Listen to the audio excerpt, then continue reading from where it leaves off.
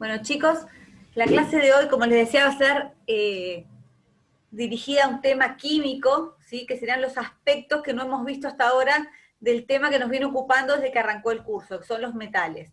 Porque si bien lo que estamos dando es general para los sólidos inorgánicos, nos estamos centrando mucho en los sólidos inorgánicos por excelencia, que son los metales.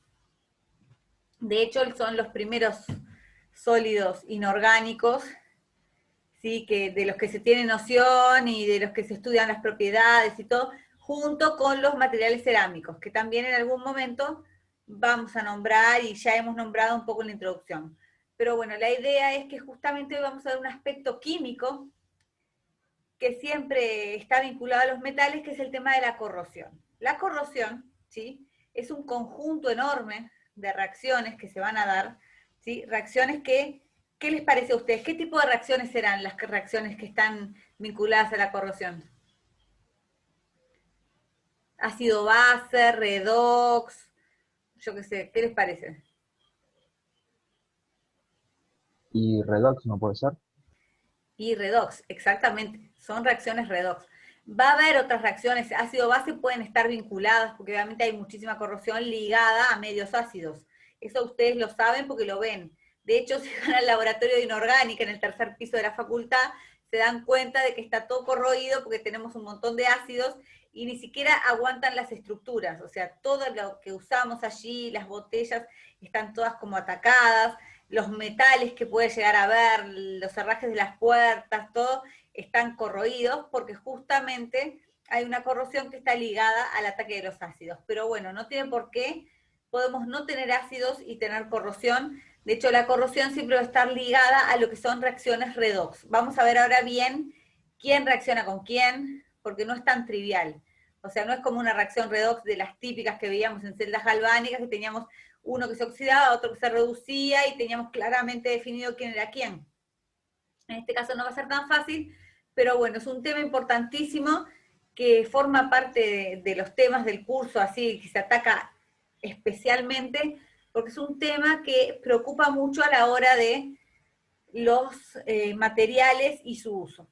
¿Por qué? Porque cuando yo tengo un material inorgánico que quiero usar, ya sea un metal para construir un puente, un edificio, la armadura metálica dentro de un edificio hecho de hormigón, materiales, yo qué sé, tornillos, tuercas, los cilindros de un motor, el pistón, todo eso está hecho de metal. Y esos metales tienen que resistir la corrosión.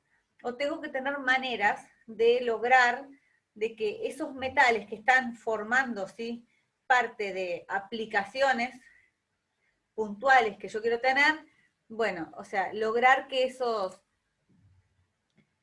metales no se corroan o hacerles un mantenimiento para evitar que esa corrosión avance demasiado rápido, ¿sí? Entonces, este tema termina siendo un tema importantísimo, ¿sí? De hecho, lo es en el mundo y en nuestro país también muchísimo, porque obviamente en nuestro país, yo les contaba, ya se los he dicho varias veces, de que no se suele invertir en lo que es mantenimiento, entonces después pagamos el precio de no invertir en mantenimiento y de que las cosas se hagan pelotas, se corroan y ver a ver qué hacemos después con eso, ¿sí? Bien, entonces, vamos a volver.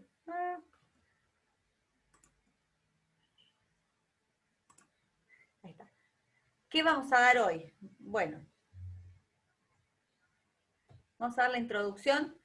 Primero vamos a ver lo que son las propiedades del material que nos preocupa, ¿sí? Que el material va a tener, obviamente, como yo les hablaba recién, propiedades mecánicas, físicas y químicas.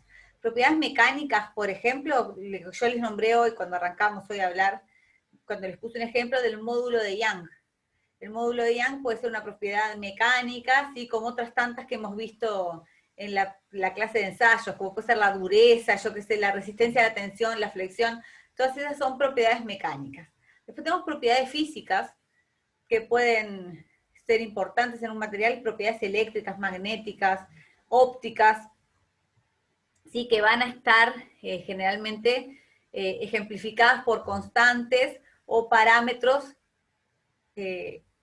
establecidos, ¿sí?, por leyes de la física, Y luego tenemos propiedades químicas, que a nosotros en particular suelen ser las que más nos interesan, o deberían ser, porque ¿qué somos nosotros? O vamos a ser químicos, ¿sí? Entonces, bueno, dentro de las propiedades químicas, ¿sí? Ya les decía, las físicas y las mecánicas se caracterizan por constantes, y las propiedades químicas van a involucrar ver la naturaleza del material y en particular, desde el punto de vista de la corrosión, su relación con el entorno, ¿sí? Me importa el material, me va a importar también cómo interacciona con el entorno, ¿sí? O sea, a todo nivel.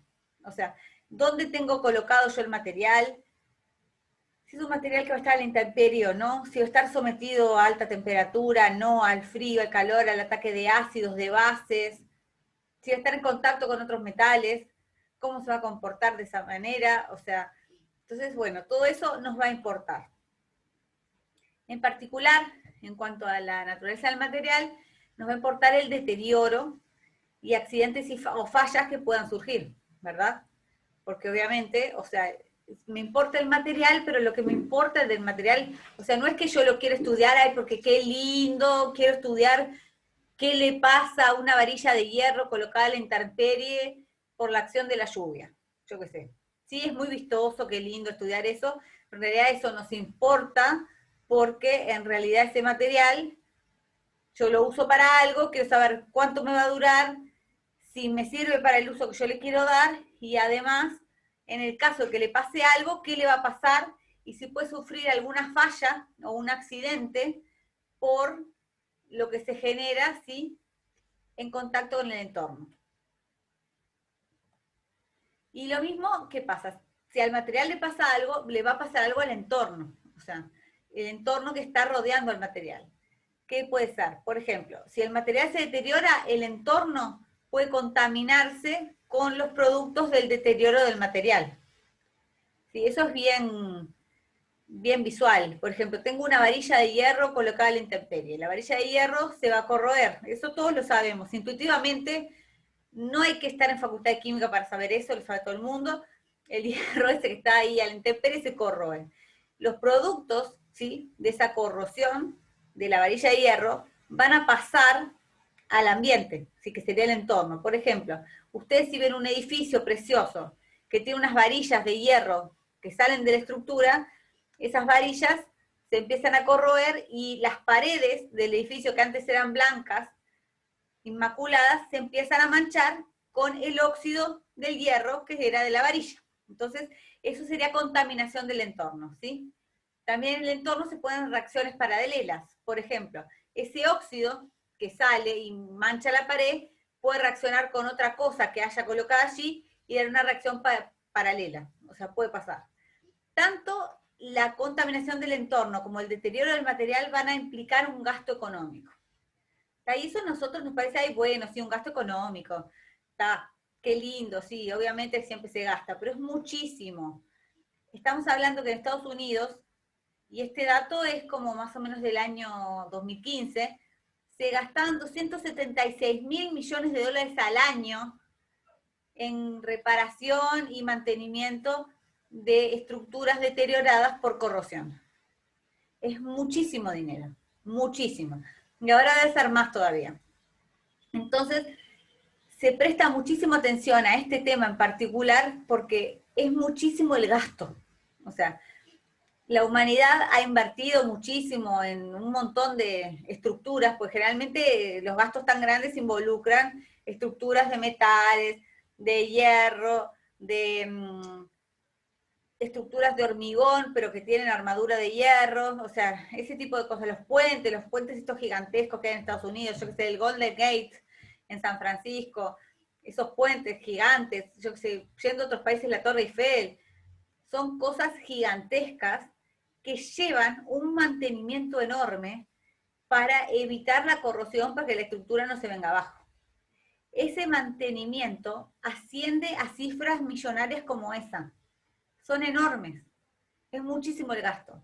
Y si se pudiera ahorrar dinero en lo que es evitar la corrosión o enmendar de alguna manera los daños que generó la corrosión, sería como la panacea, un golazo, pero hasta ahora no es posible, ¿sí? Hay alternativas, lo vamos a ver al final de la clase, pero es bastante complicado.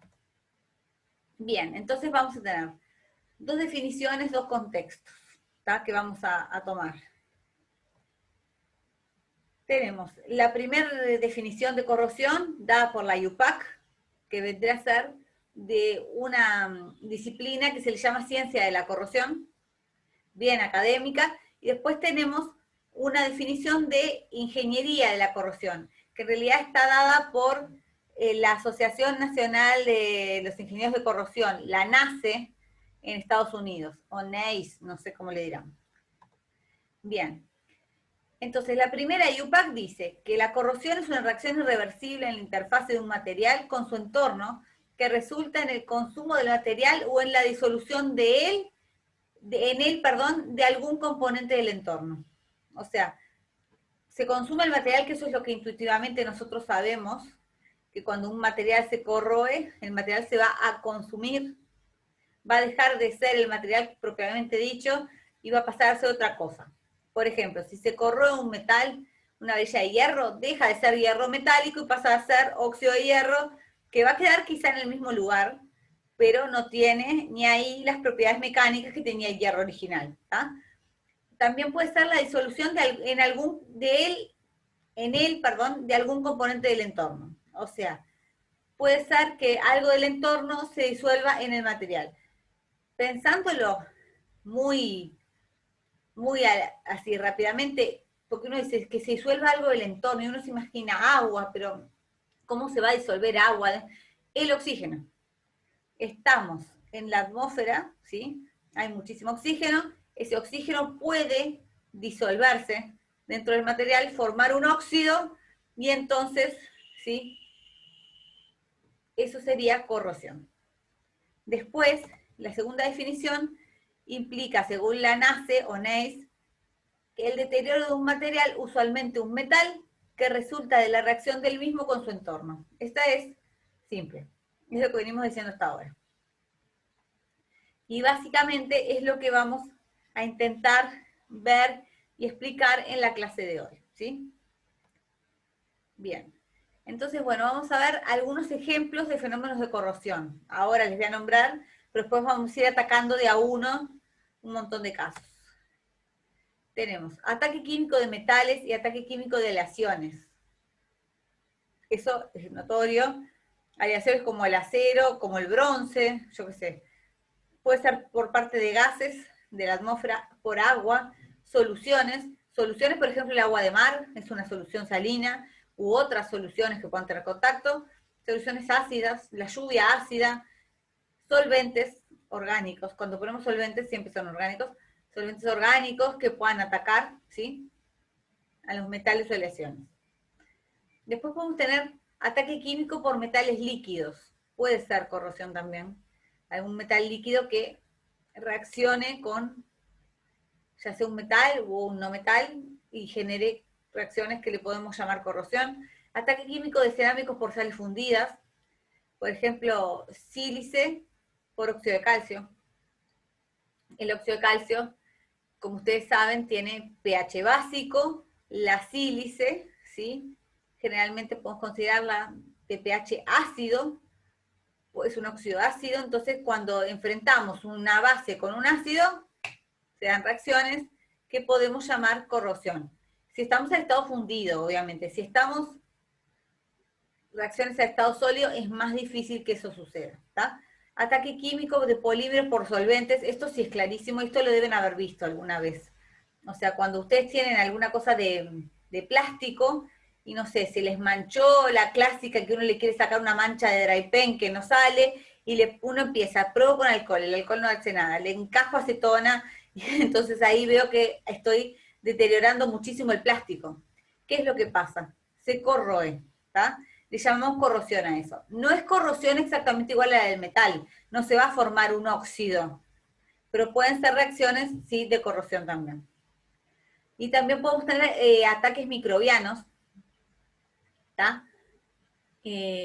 Bueno, también había antes el ataque químico de polímeros con solventes orgánicos, agua, oxígeno, radiación UV, eso obviamente. También hemos visto, seguramente han visto ustedes, que cuando dejamos algo, un plástico está mucho al sol, le cambia el color, como que se envejece. Bueno, esas son reacciones que podemos considerar que es corrosión también. ¿Tá? Por la radiación UV de la radiación solar, el oxígeno que está en la atmósfera también genera algunas reacciones, el agua. Y bueno, ataque microbiano, obviamente los microorganismos, ya sean hongos, que son los más comunes en estructuras, pero en otro tipo de materiales no lo es tanto, y bueno, puede haber reacciones que se generan por el ataque microbiano, que incluso el propio microorganismo como que metaboliza, entre comillas, el material que está atacando, y entonces esas reacciones las podemos considerar también corrosión, ¿sí? Bien, nos vamos a centrar nosotros en las dos primeras, ataque químico de metales y de aleaciones, ¿tá? Porque nuestro curso siempre se va a enfocar en reacciones inorgánicas y en materiales inorgánicos.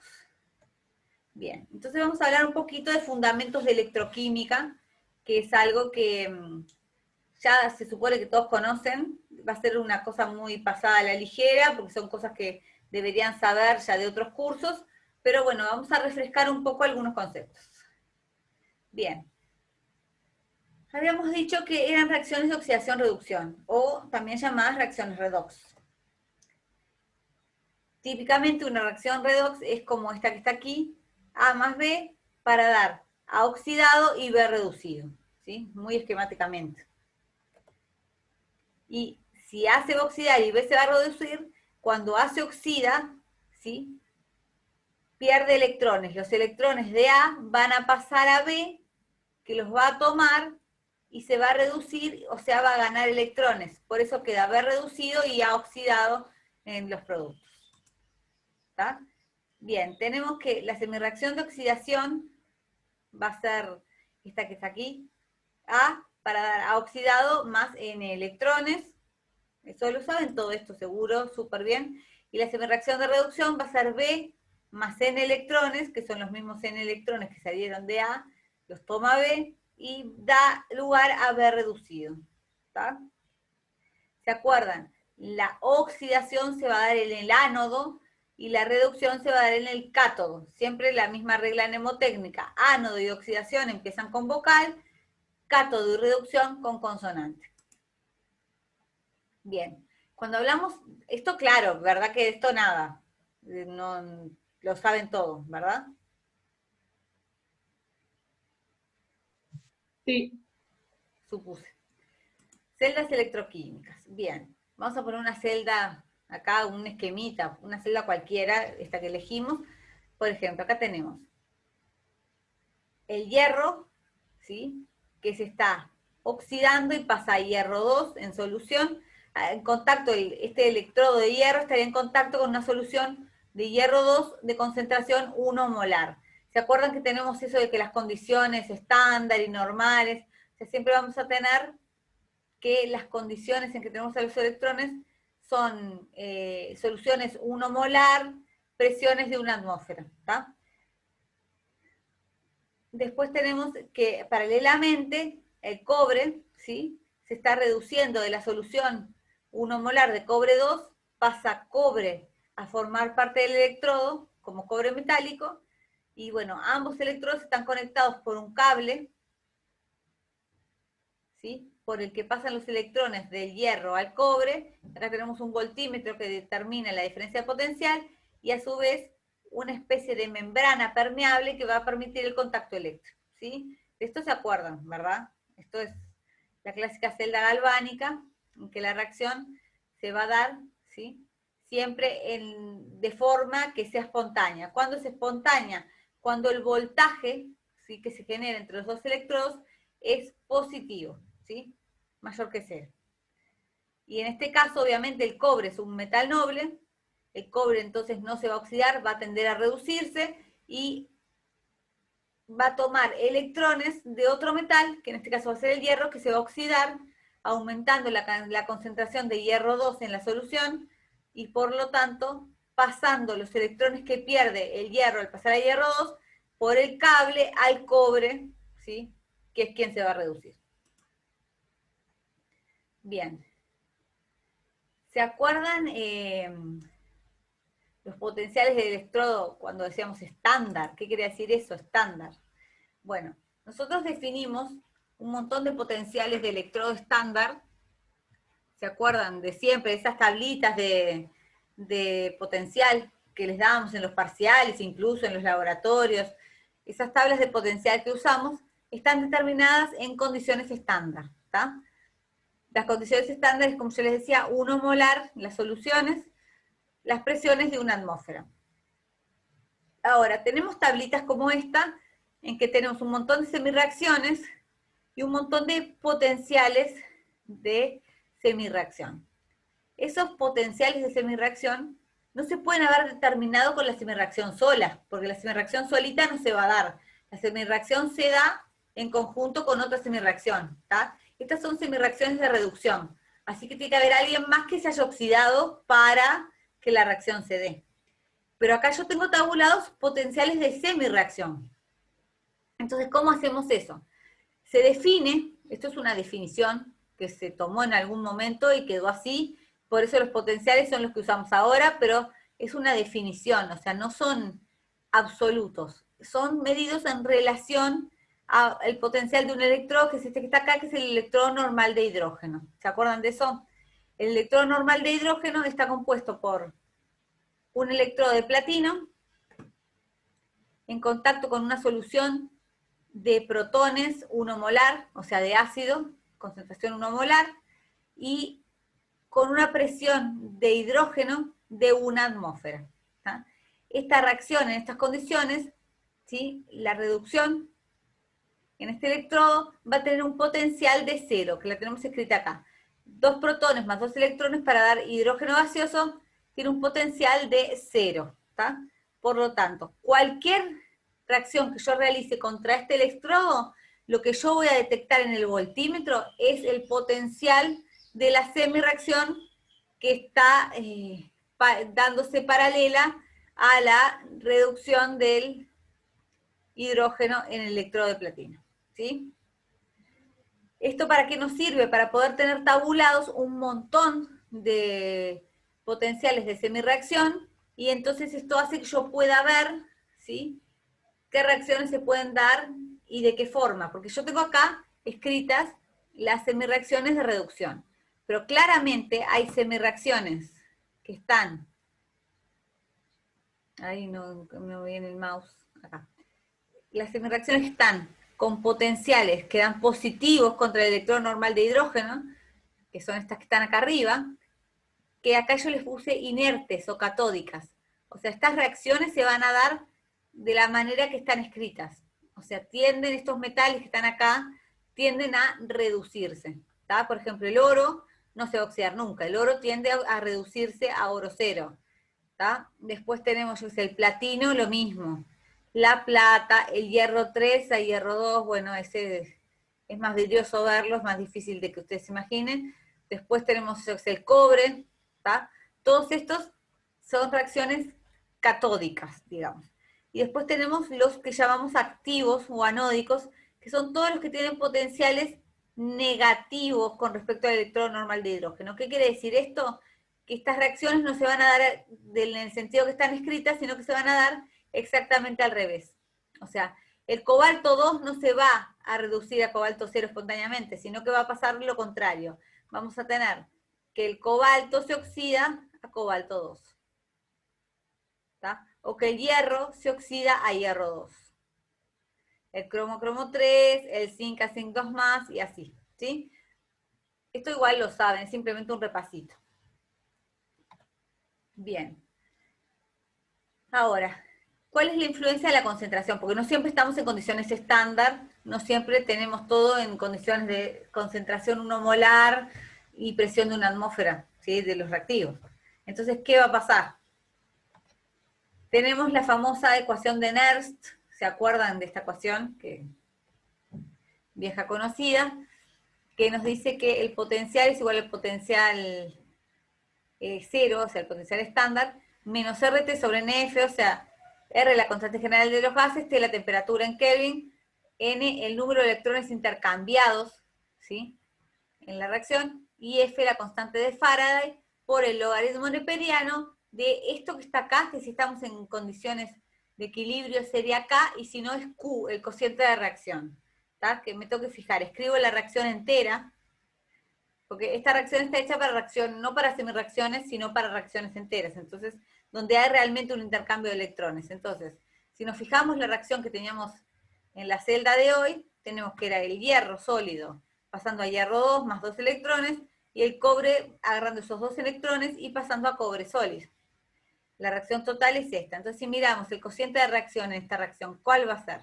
La concentración de las especies que están en los productos, que vendría a ser el hierro 2, porque el cobre sólido tiene actividad 1, porque es un metal, o sea, en estado sólido, y dividido la concentración de cobre 2, porque también de vuelta acá el hierro sólido es un metal, tiene actividad 1, no lo tenemos en cuenta en la expresión del cociente de reacción ni de la constante. Por lo tanto, la ecuación de Nernst nos queda de esta manera y nos permite calcular el potencial en condiciones de no equilibrio. No se olviden de eso, porque uno a veces se olvida, cuando está hablando de estas cosas que son como despegadas de lo que uno venía dando en química general, o en inorgánica, o en fisicoquímica, a veces se olvida de que generalmente no estamos en equilibrio y por lo tanto hay que aplicar la ecuación de Nernst. Bien, sistemas electroquímicos fuera del equilibrio, justamente, que es lo que nos va a pasar. Vamos a tener esto así. ¿A dónde quiero llegar? Ya van a ver que esto es algo que capaz que es un poco nuevo. Tenemos esta celda, por ejemplo, ya acá cambié. No tengo más hierro y cobre, sino que tengo zinc. Sabemos que el zinc, frente al electrón normal de hidrógeno, se va a oxidar. Este va a ser el ánodo. El zinc pasa a zinc 2 más. Y en el cátodo, ¿sí? Se va a dar la reacción, que es la reducción de hidrógeno de protón a hidrógeno gaseoso. ¿Qué es lo que pasa? Se va a producir una polarización, ¿sí?, de los electrodos. ¿Qué quiere decir eso? Bueno, primero vamos a definir densidad de corriente, que le vamos a llamar I, lo cual es medio como que lo usa el enemigo, porque si es la densidad de corriente, ¿por qué le ponemos I? Que uno siempre tiene a pensar que la I es de intensidad de corriente. Bueno, la intensidad es I mayúscula, pero si hacemos intensidad sobre área nos queda el I minúscula, que es la densidad de corriente. ¿Está? Bien, entonces, ¿qué es lo que vamos a tener acá? Acá tenemos graficado el potencial en función de la densidad de corriente. ¿Está? ¿Y qué es lo que pasa? Acá tenemos, por ejemplo, esto está hecho solo para el electrodo normal de hidrógeno, esta gráfica. Para el electrodo normal de hidrógeno, en las condiciones estándar en que estamos, tenemos que el potencial va a ser 0 inicialmente. Pero a medida que se empieza a dar la reacción, va a haber un cambio en las condiciones en las que está establecido el electrodo. O sea, se va a empezar a consumir protones para producir hidrógeno gaseoso. La concentración de protones va a cambiar, ¿tá? Y a su vez cambia un poquito la presión de hidrógeno gaseoso.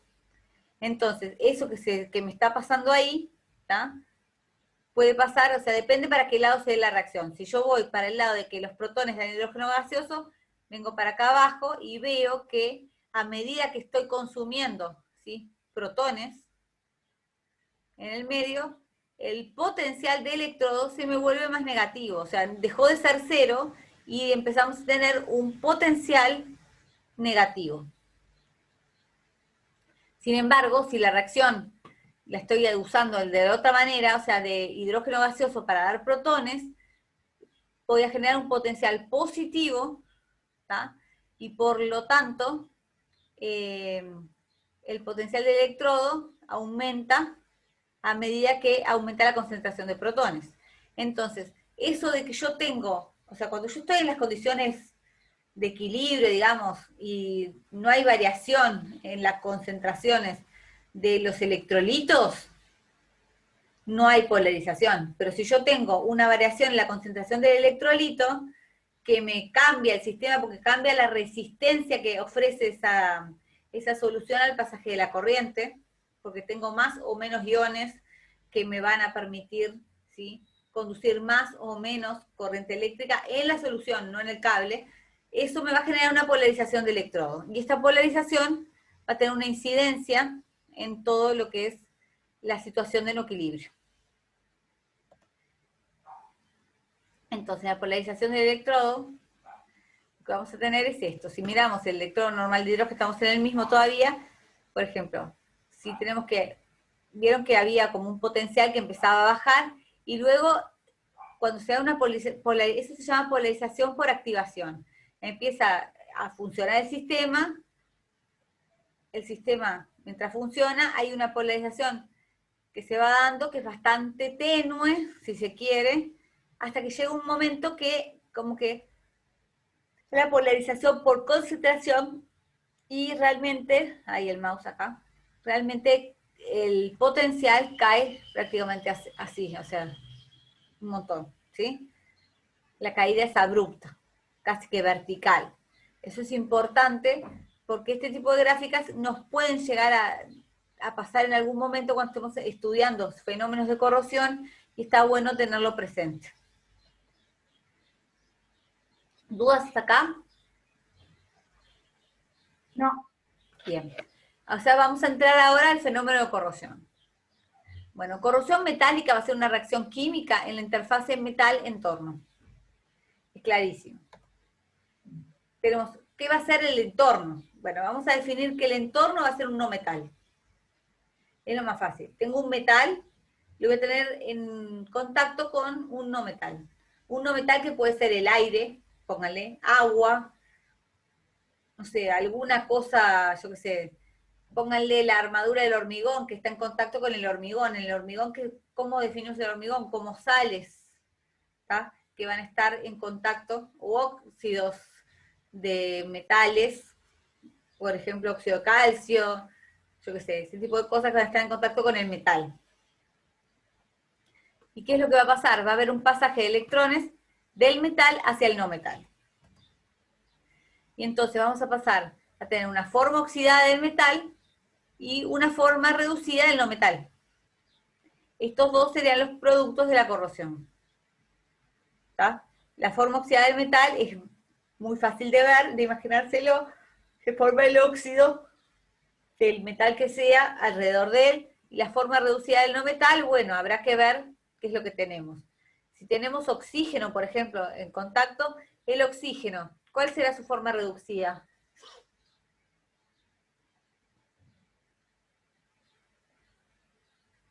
Formas reducidas del oxígeno.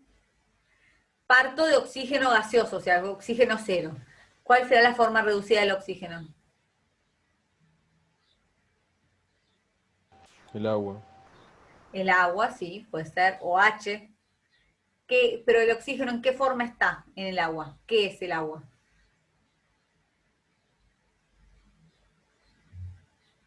¿Qué tipo de compuesto?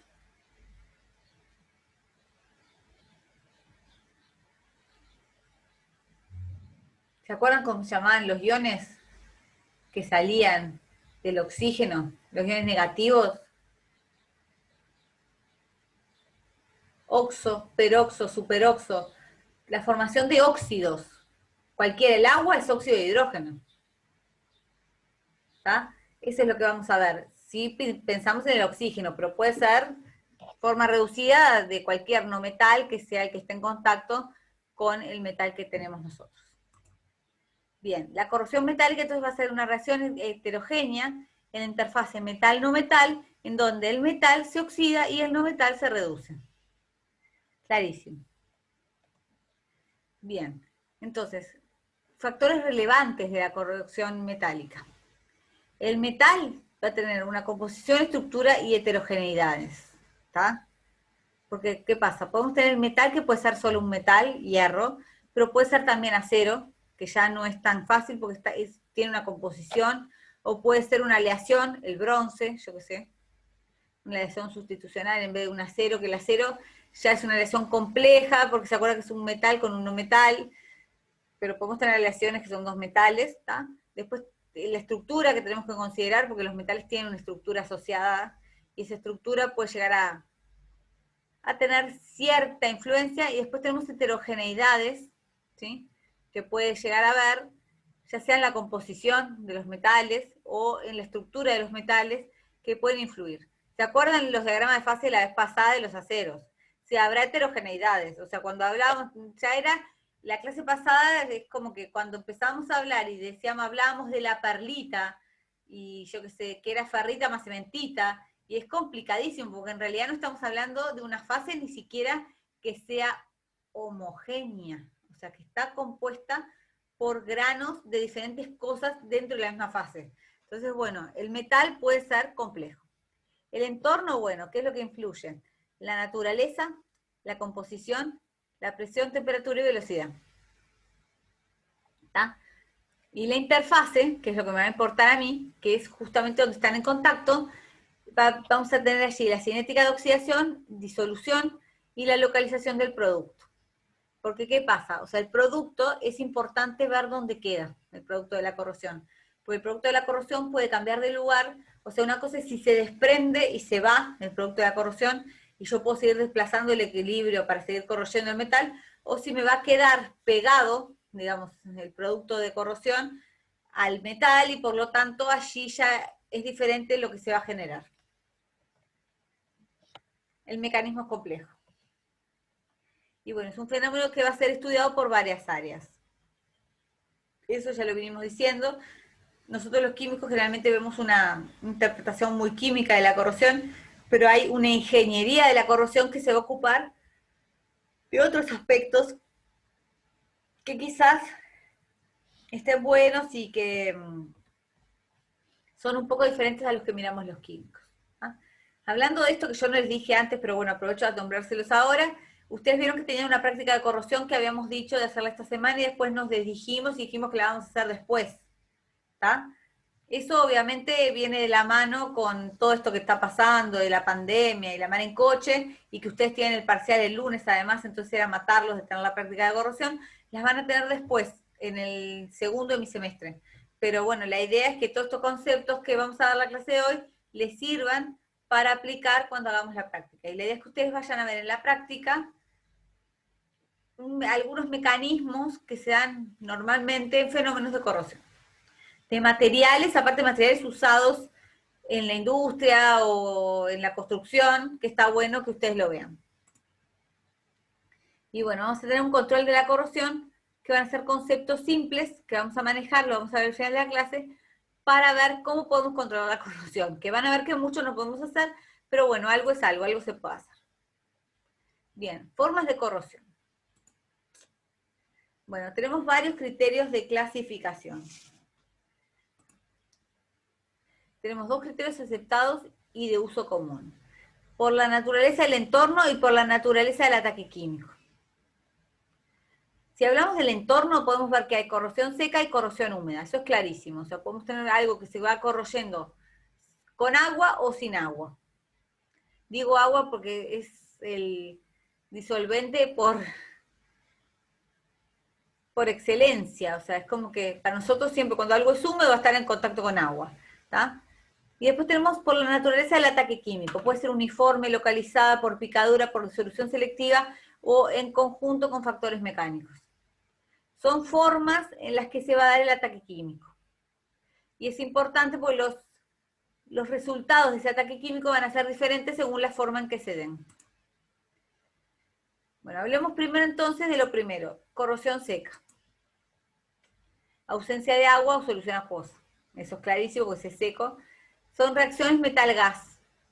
Si hablo de gas, ¿de qué gases voy a estar hablando? Bueno, gases que obviamente son no metales como el oxígeno, halógenos, sulfuro de hidrógeno, etc. Estos son los más comunes, por eso les puse así. Halógenos puede ser cloro, por ejemplo, flúor. Es rarísimo en nuestro país que haya ataque de corrosión por flúor, pero podría ser. De hecho, en las refinerías de otros países que tienen petroquímica, como yo vi, me acuerdo en Mendoza, en la refinería de YPF, la refinería estaba toda corroída por el flúor. Por el flúor ataca todo y se come todo, y bueno, corroe todo lo que toca. Todos los caños, todo.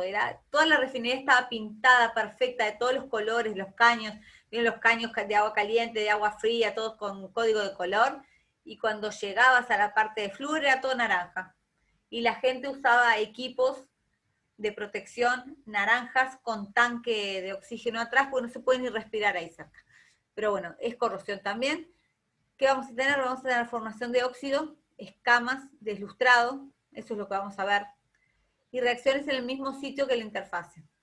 Es importante eso. La reacción se va a dar en el mismo sitio donde está la interfase. Interfase, gases, metal, ahí se va a dar la reacción, y los productos de la reacción van a quedar depositados en la interfase. ¿Tá? La velocidad va a depender de la naturaleza del film sólido que se genera. O sea, el film sólido que se va generando puede ser más impermeable, más permeable, puede quedar adherido o puede desprenderse fácilmente, y ese tipo de cosas van a jugar, ¿sí?, en lo que respecta a la corrosión que se dé en ese lugar. Pongámosle que esta es una varilla metálica, y aquí en la interfase, vieron que acá yo les había hecho, como, tiene como una linita, como que se está dando la formación de óxido. Entonces, si lo miramos, hacemos un zoom, vamos a tener que tenemos el metal, que va a ser el ánodo, y si es el ánodo, ¿qué reacción se va a dar en el metal?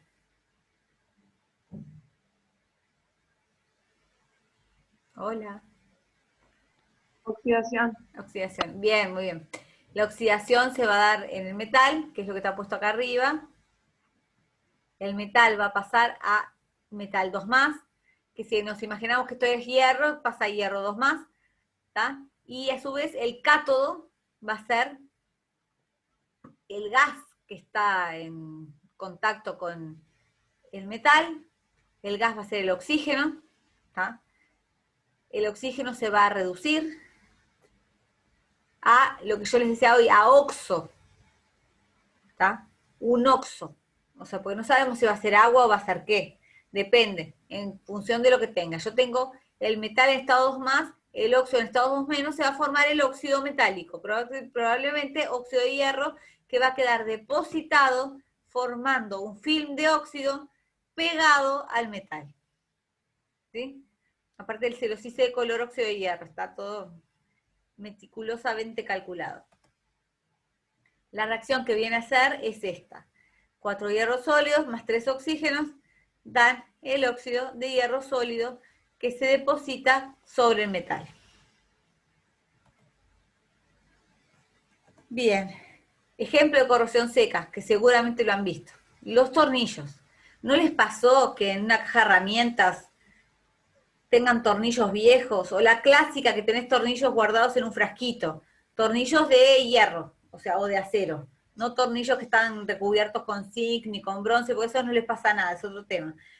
Tornillos de hierro o clavos que se corroen por acción del oxígeno del aire y que quedan recubiertos de estas películas de óxido de hierro, marroncitas, medio color, como color óxido, que le llamamos, y bueno, eso es justamente la corrosión seca. Después tenemos la corrosión húmeda. La corrosión húmeda, como su nombre lo indica, va a implicar la presencia de agua o de una solución acuosa. La oxidación y la reducción van a ocurrir en diferentes sitios en la superficie metálica. Ahora vamos a ver, uno dice, pero como en diferentes sitios. Yo tengo, se me va a corroer el metal. ¿Cómo que en diferentes sitios? ¿No? Como que no queda claro. Ahora vamos a ver cómo es. Va a haber una transferencia electrónica entre los dos sitios y se van a formar productos sólidos y cationes y aniones hidratados. O sea, se puede formar productos sólidos que se depositen sobre el metal, o también que algunos cationes o aniones salgan de la estructura metálica y pasen a formar parte de la solución que está atacando el metal y ejerciendo la corrosión húmeda, ¿sí? Es un mecanismo muy complejo y no hay barrera entre los reactivos. O sea, no es muy clara la barrera. La energía de hidratación va a ser la que facilita la ionización.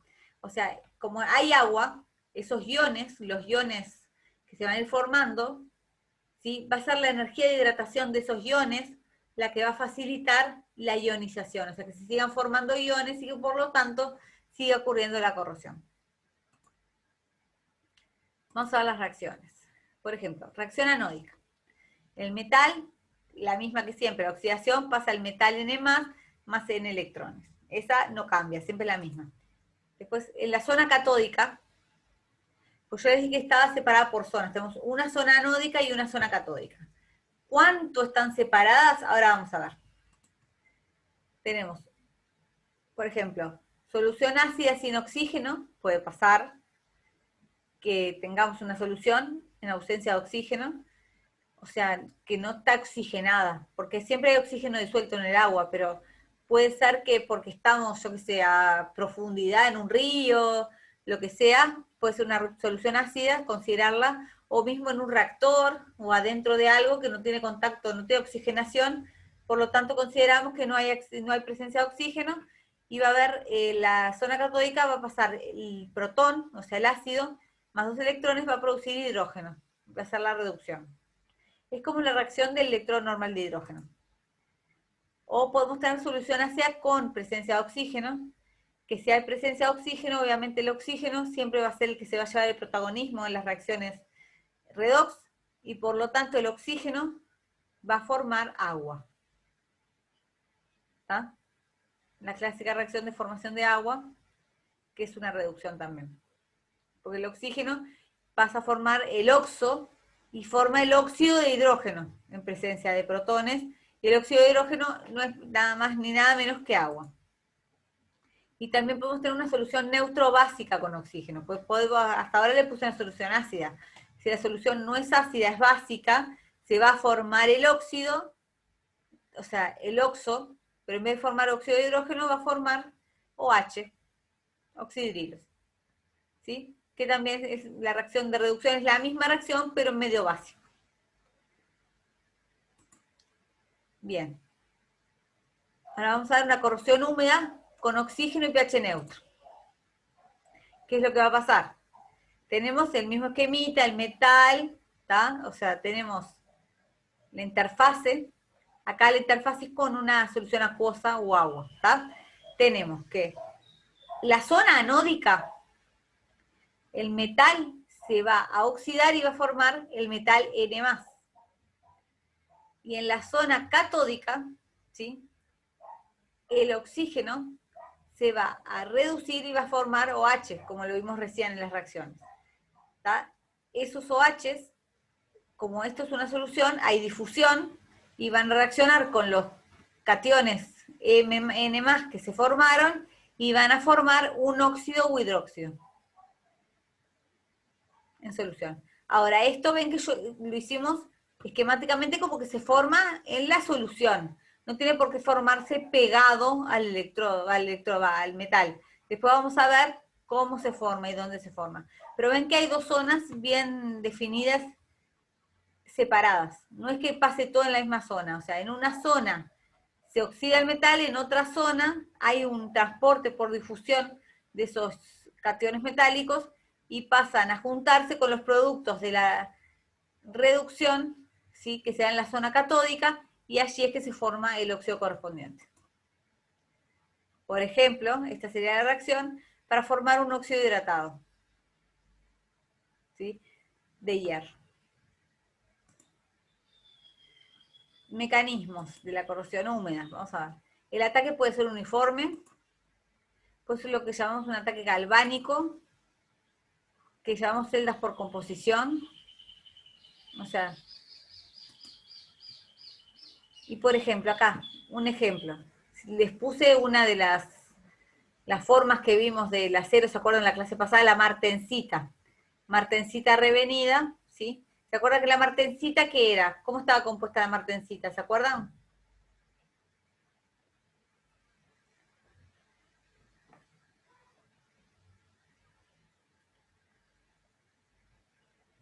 Hola. Martensita ni idea de qué era, ya se me olvidaron o ni siquiera lo repasaron. La martensita, ¿se acuerdan que era ferrita con cementita? Que tenía una estructura muy particular porque se veían los granos de cementita separados de una matriz de ferrita, en donde esos granos se veían divididos, digamos. Entonces ahí ya tenemos zonas definidas. Cuando hablamos de martensita revenida, estamos hablando de que se le hizo un tratamiento térmico para que esos granos crecieran un poco de tamaño, pues si no en la martensita la estructura era toda como muy entrelazada entre sí y bastante dura, súper dura. Y la martensita revenida lograba un poco más de plasticidad porque generamos granos más grandes, ¿sí?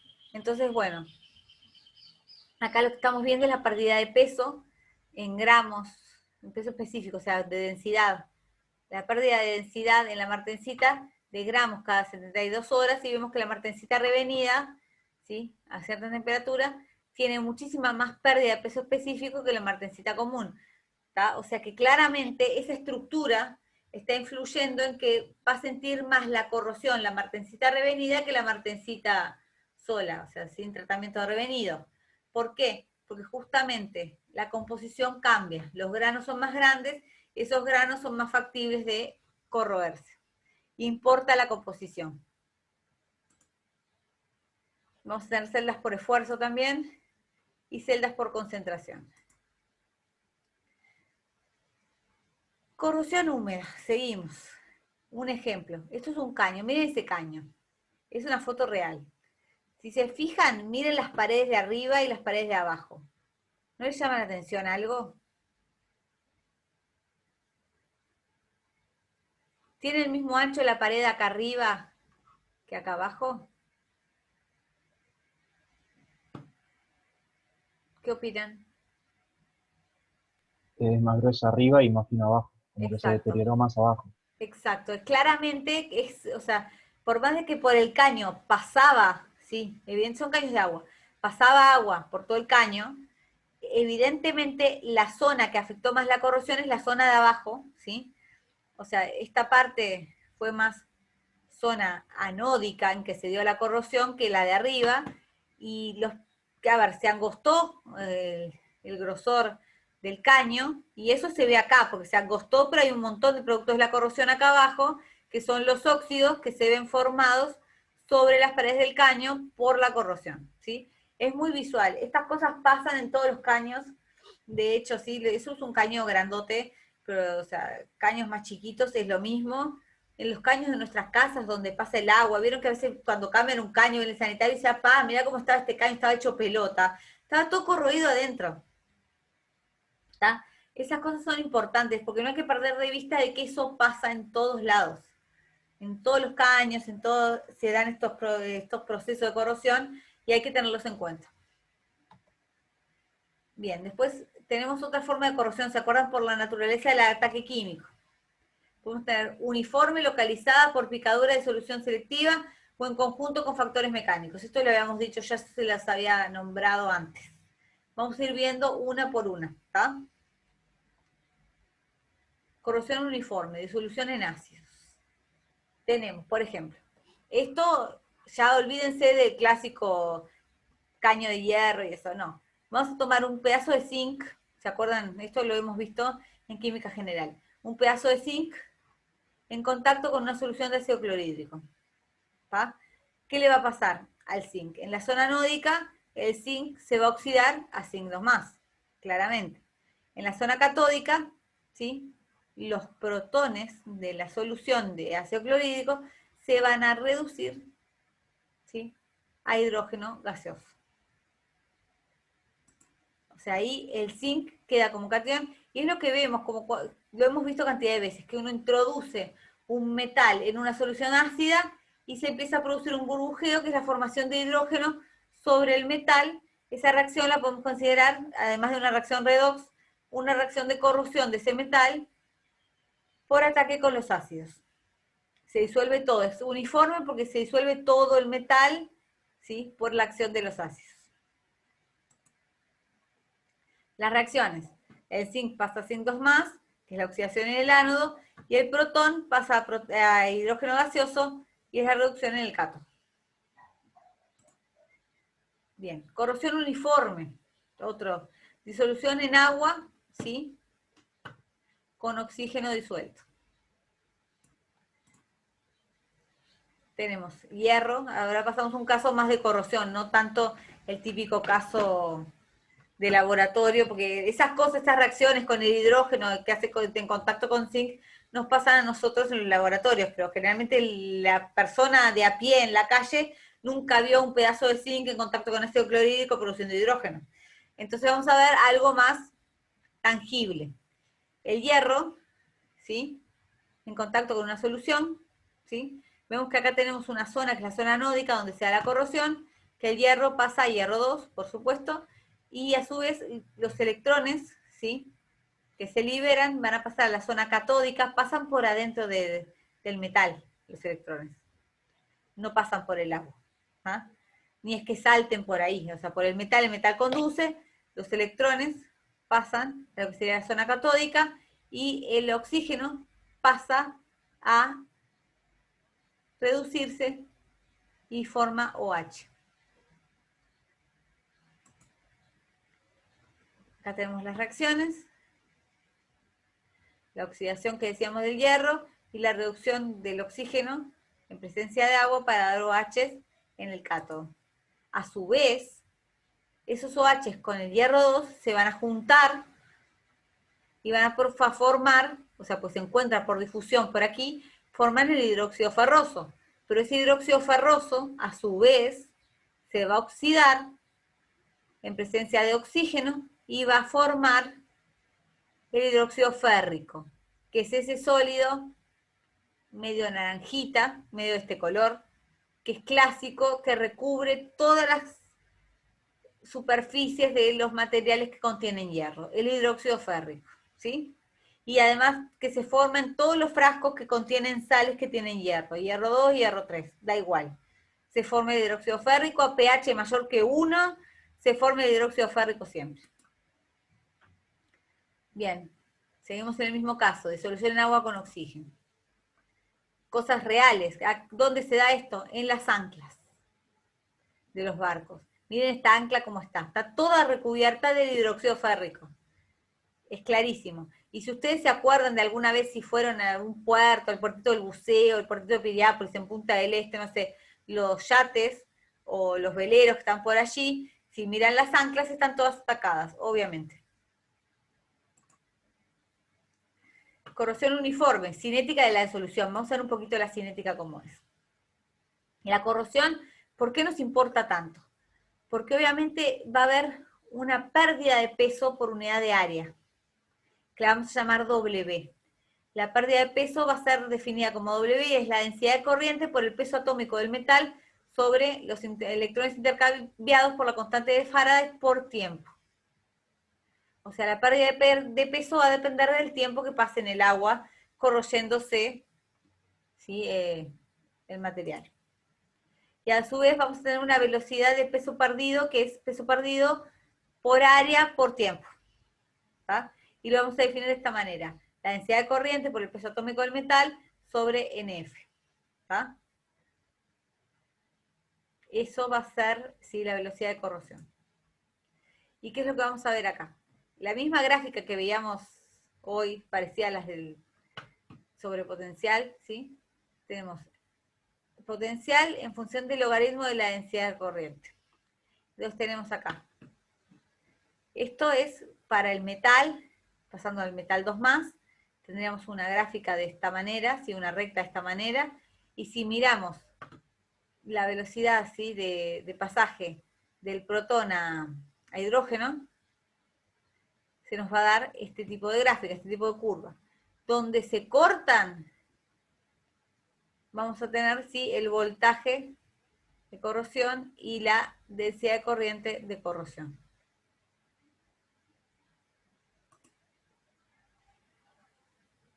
Bueno, vamos a ver ahora corrosión uniforme, la oxidación de metales. ¿Dudas hasta acá? Porque yo iba a seguir de largo, pero les pregunto, ¿alguna duda? Bueno, nadie declara, así que asumo que no. Bien, bueno, corrosión seca, ¿está? Reacción con el oxígeno del aire, mecanismo de oxidación, hay dos posibilidades para la corrosión uniforme. Tenemos que el metal, ¿sí?, se consume, ¿sí?, como esta que tenemos acá. Ahora lo que vamos a ver es dónde se va a formar el óxido. Tenemos lo mismo que antes, o sea, ¿se acuerdan cómo era? Tenemos el metal que se va a oxidar, los electrones pasan y en la zona catódica se forma el óxido por interacción, ¿sí?, entre los cationes metálicos y los oxo que se forman. El óxido puede quedar adherido al metal, el metal se va consumiendo y formando una película de óxido. Así que queda pegada al metal. Pero también puede pasar que las reacciones son las mismas, pero que tenemos que el óxido, en vez de crecer de afuera para adentro, crece de adentro hacia afuera. ¿Sí se entiende? O sea, puede haber dos maneras de que crezca el óxido, puede ser de adentro hacia afuera o de afuera para adentro. En este caso, ven que es distinto, no queda tan pegado, sino como que, vieron que acá yo les hice una parte blanquita. Como que se va formando, pero se despega más. Eso depende cómo se dé, ¿está? Pero básicamente lo que se nos va a dar acá, vieron que acá apareció el oxígeno, difundiendo el oxígeno hacia el metal. En este caso el oxígeno como que estaba ya, venía de afuera, en cambio, y el óxido se formaba afuera. En cambio acá, el oxígeno difunde hacia el metal y el óxido se forma allí y va creciendo hacia afuera. ¿Sí? ¿Se entiende? Bien. Corrosión uniforme, seguimos. Vamos a ver la cinética de la oxidación. Oxidación de metales. Bien. Podemos tener tres tipos de cinética. ¿Se acuerdan esto del peso, el peso ganado por área? Pues, ¿qué pasa? O sea, podemos ver la pérdida de peso también del metal, pero también podemos verlo como peso ganado en el sentido que si yo voy formando un óxido, ese óxido, ¿sí?, va a pesar más que el metal solo. O sea, pues yo tengo hierro solo, pesa lo que pesa el hierro. Pero si yo formo óxido de hierro, pesa lo que pesa el hierro, que se salió de la barra metálica, más el oxígeno que incorporó a la formación del óxido. Entonces es como un porcentaje de peso ganado. Lo podemos ver como peso ganado si consideramos la masa total, ¿sí? Y puede ser que aumente linealmente, parabólicamente o logarítmicamente. ¿Cómo es eso? Si el film de óxido es poroso o con roturas, que ocurre para el potasio y el tántalo, puede ser que W tenga una cinética de esta manera, ¿sí? K por T, lineal.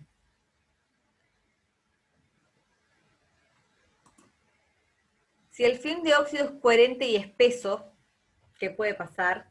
Que se da para el hierro, y lo saben, para el cobre, para el cobalto, la ganancia de peso va a ser K por T más una constante, y va a tener forma parabólica, que es esto que está aquí, la línea punteada.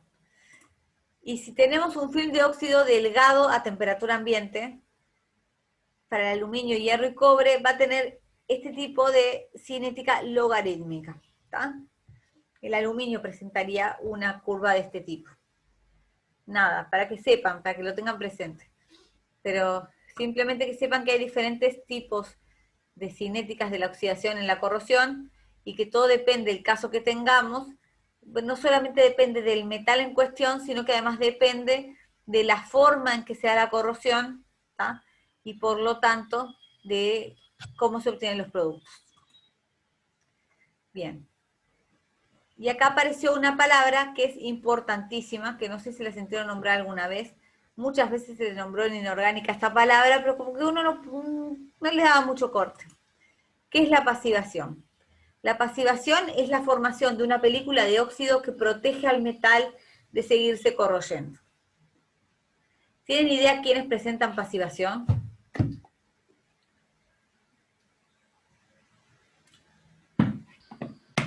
La plata puede ser. No, El aluminio. el aluminio. El aluminio El sí. aluminio, quise decir, mal yo. Y era el mismo color, era Sí, sí, brillante me equivoqué. y gris. El aluminio presenta pasivación, se pasiva. De hecho, todas las ventanas que vemos nosotros de aluminio y las vemos así como claritas, en realidad es el aluminio recubierto del óxido. Lo que vemos es el óxido de aluminio.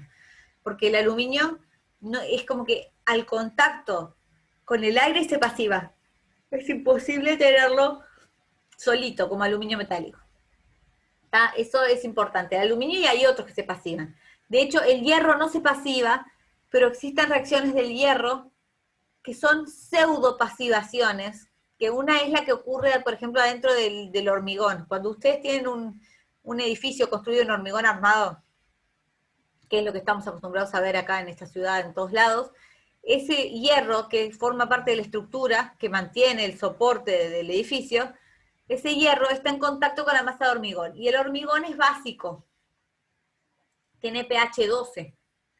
Ese pH 12 mantiene alrededor de ese hierro una especie de recubrimiento de óxidos de hierro que no es que sea un pasivado, porque yo lo puedo mover, o sea, el pasivado del aluminio queda fijo y no sale, ya saben, la ventana de la casa, uno le pasa el dedo y no se sale el óxido, en el hierro eso no pasa, ¿tá? O sea, no es que mantenga al hierro inerte totalmente, pero si yo mantengo ese óxido de hierro a un pH tal y en una estructura en que no lo muevo, porque de hecho está dentro del hormigón, ese hierro va a estar recubierto con esa película de óxido y va a estar pasivado porque ese óxido lo está protegiendo de la corrosión. ¿Tá? Es un pseudo pasivado, pero bueno, es como un pasivado al fin. O si no, de hecho, el acero de los barcos. ¿Vieron los barcos? O sea, algunas vieron, no sé, en el puerto, que los grandes barcos tienen en sus naves como que el mismo color óxido del hierro. Si no están recién pintadas, están como formadas por un acero que se llama acero Corten, que es color óxido, que ahora está muy de moda y se usan estructuras de edificios así para que se vean lindos. Entonces se le pone eso como para proteger la estructura, que es un tema que hay que saber usarlo, porque si no ese óxido se sale. Pero bueno, ese óxido mantiene el hierro, ¿sí?, pseudopasivado y protege entonces el acero de los barcos de que se sigan corroyendo y el barco deje de existir. ¿Está? Y cuando evaluamos el pasivado, vamos a hablar de una cosa que se llama relación de Peeling-Bestworth.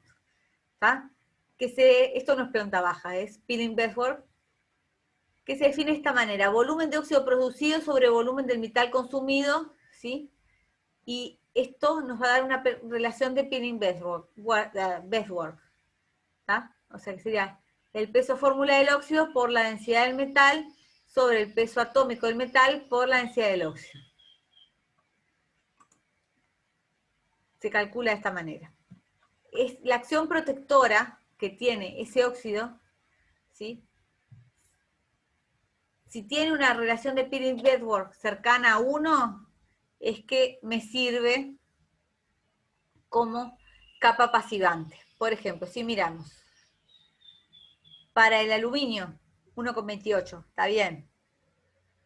El serio, 1,16. Seguramente se pasive, pero serio no tenemos por ahí de todos lados. Ya el plomo, vieron que ya es más grande. Para el níquel ya 1,5, medio grande. Para el hierro, la relación de Peeling-Bestworth vale 1,77.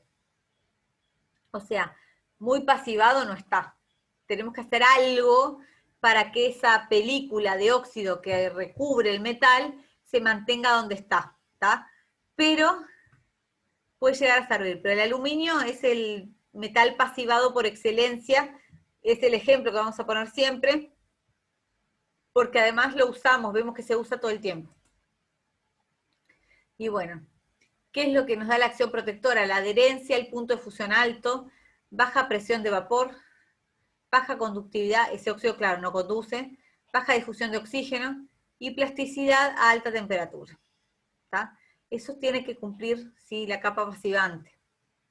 O sea, el oxígeno no tiene que difundir por la capa pasivante, tiene que tener baja conductividad. ¿Por qué baja conductividad? Pues si conduce mucho, va a fomentar la generación de reacciones de corrosión allí, y no queremos eso. ¿Tá?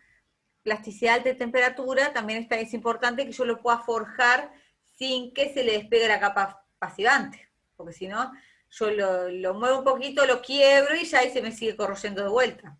Porque esa capa pasivante protege mientras sea una capa homogénea, lisa y sin imperfecciones. Pues si tengo imperfecciones, marché. Bien.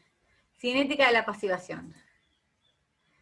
¿Ustedes se acuerdan de la grafiquita que yo les mostraba hoy de potencial versus logaritmo de la densidad de corriente? Lo que habíamos visto era como hasta acá, digamos que teníamos donde se cortaban las líneas de las dos reacciones,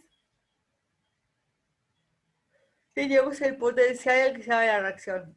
Pero, si miramos, si nosotros seguimos un poquito, si se pasiva, es como que existiera un retroceso en cuanto vamos graficando la densidad de corriente, y cae casi como que hasta cero, o sea, como que no hay corriente, no pasa nada.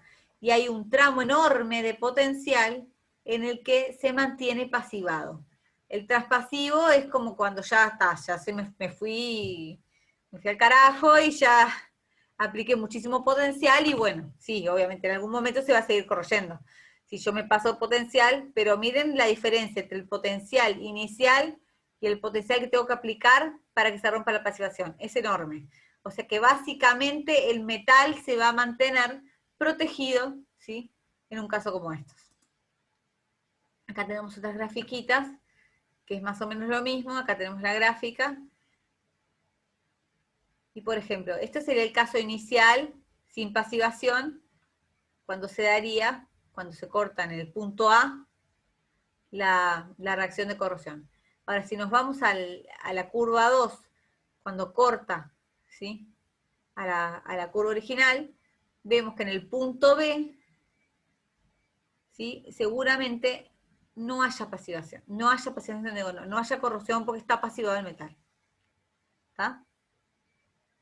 Eso es importante. Bien, corrosión localizada, corrosión bifásica.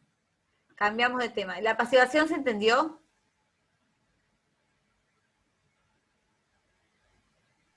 Creo que sí. Bien. Bueno, corrosión bifásica. Pasamos a otro tema. Bifásica, dos fases, ¿está? O sea, tengo dos fases, tengo una celda galvánica, básicamente. Porque claramente, o sea, cuando tenemos dos materiales que van a estar en contacto, sería una celda galvánica. Bien, tenemos distintos potenciales electroquímicos. Fase anódica, ¿sí?, y fase catódica. La fase catódica, obviamente, siempre da reducción, y en la fase anódica le llamamos la oxidación o corrosión lo que se va a dar. Da igual, o sea, sabemos que la corrosión es una reacción de oxidación, pero bueno, se los puse ahí con un guioncito como para que quede bien claro. ¿Qué es lo que va a pasar en una corrosión bifásica? Vamos a tener dos metales en contacto. O sea, esto es la clásica corrosión de metal contra metal. Que pasa, se da, ¿está? Tenemos dos metales en contacto. En el contacto, ¿qué pasa? Un metal va a actuar como ánodo y el otro como cátodo. Ahí no hay que ser muy brillante para darse cuenta. El ánodo se va a corroer y va a dar los productos de corrosión, que generalmente es el metal N+, y en el cátodo, ¿sí?, este metal no le va a pasar nada, no se va a corroer, y seguramente aquí se da la otra reacción de reducción que va contra la oxidación que se da en el ánodo. ¿Y qué es lo que tenemos? Tenemos grafiquitas como esta, que nos dicen, por ejemplo, estas son potenciales de reducción en agua de mar. Esto lo que nos va mostrando es, tenemos lo que llamamos los metales catódicos y los metales anódicos. Los anódicos, ¿quiénes son? Magnesio y zinc por excelencia, obviamente. Y cuanto más a la izquierda estemos, vamos a estar en presencia de metales más anódicos, más catódicos, perdón. ¿Qué quiere decir cuando yo miro esta gráfica? Si yo miro esta gráfica, me puedo dar cuenta qué metales puedo enfrentar uno con otro sin que se dé corrosión, o que se dé la menor corrosión posible. Si yo enfrento magnesio contra cualquiera de los metales, siempre se va a corroer el magnesio, ¿tá? Por eso generalmente vamos a ver al final que hay algunas aplicaciones que utilizan esta propiedad del magnesio, que es el que más se corroe, para sacrificar el magnesio en función de proteger a los demás metales.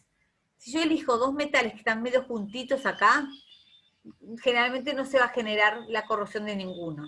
Pero si yo elijo metales que están muy separados, por ejemplo, yo enfrento magnesio, ¿vieron los calefones que tienen los de tanque de acero inoxidable?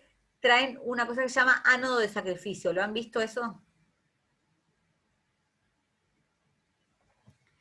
tienen, Sí. porque los califones buenos son de cobre, pero generalmente son más caros, mucho más caros. Entonces, si uno no quiere gastar y se compra un calefón más barato, el tanque del calefón es de acero inoxidable.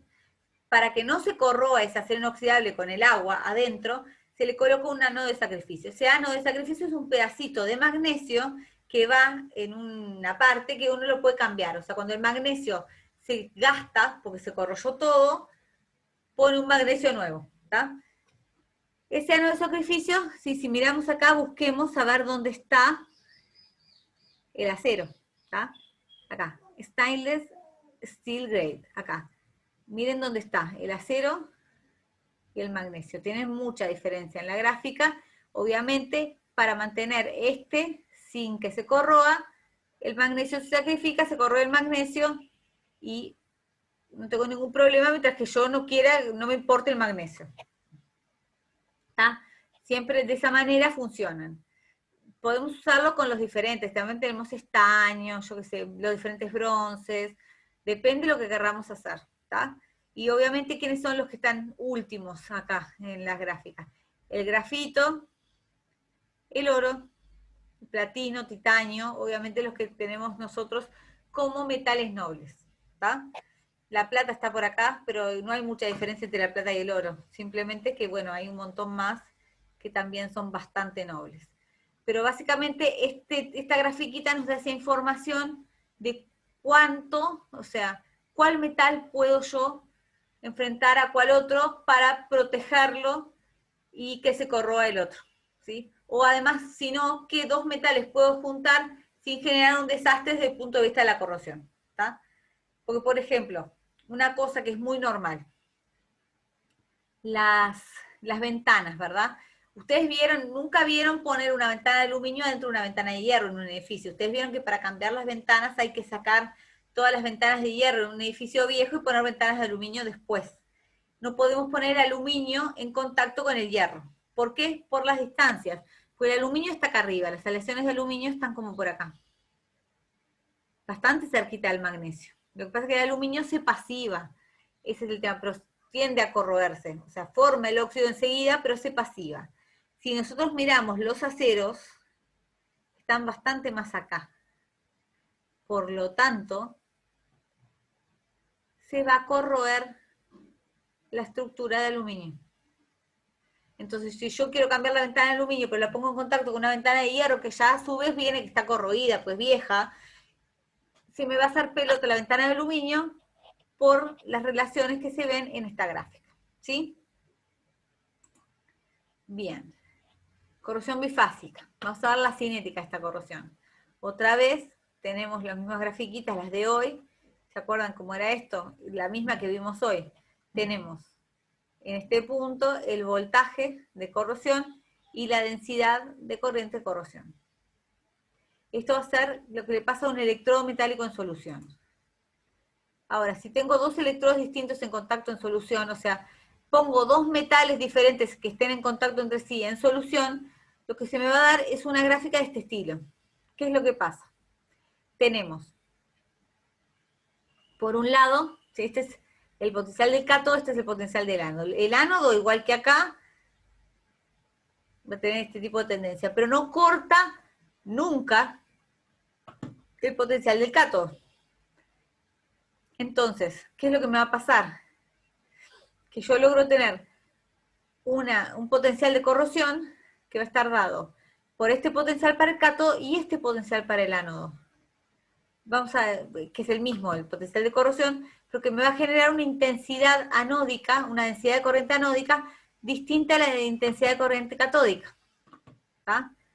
Entonces, yo acá con esta gráfica, lo que me va a pasar con la corrosión bifásica es que voy a tener densidades de corriente diferentes para el ánodo y el cátodo.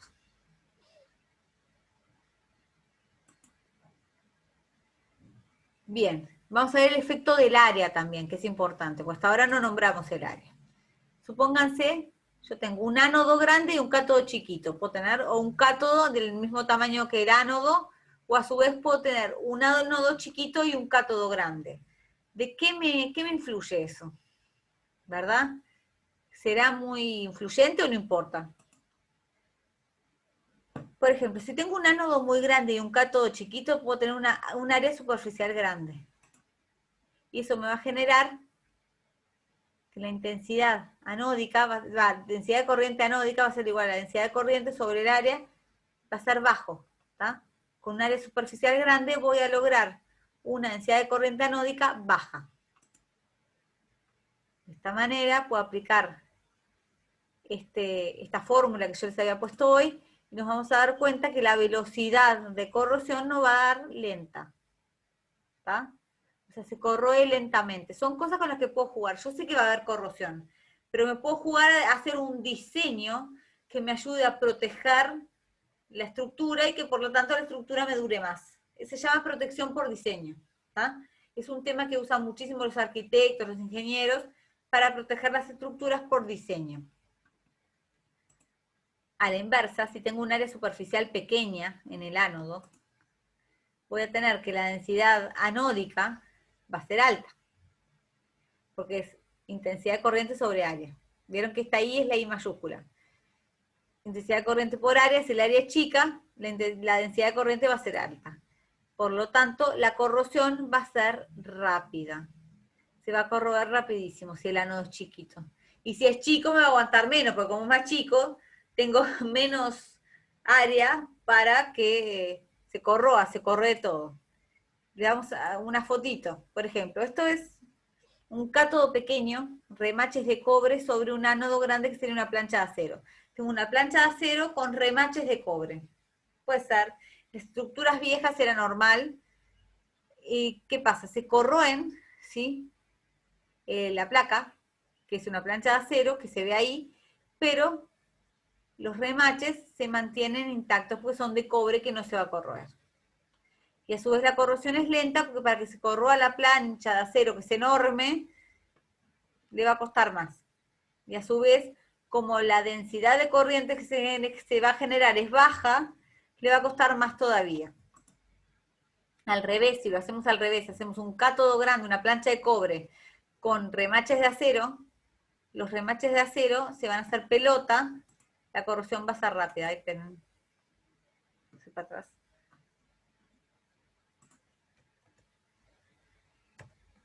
La corrosión va a ser grande, ¿sí? Se van a corroer los remaches de acero. ¿Sí? ¿Se entiende más o menos? Bien. Después tenemos corrosión localizada, ya lo habíamos visto, acero galvanizado y hojalata. Son cosas que vemos normalmente. Que el acero galvanizado, por ejemplo, esto es un rollo de acero galvanizado. ¿Saben lo que es el acero galvanizado?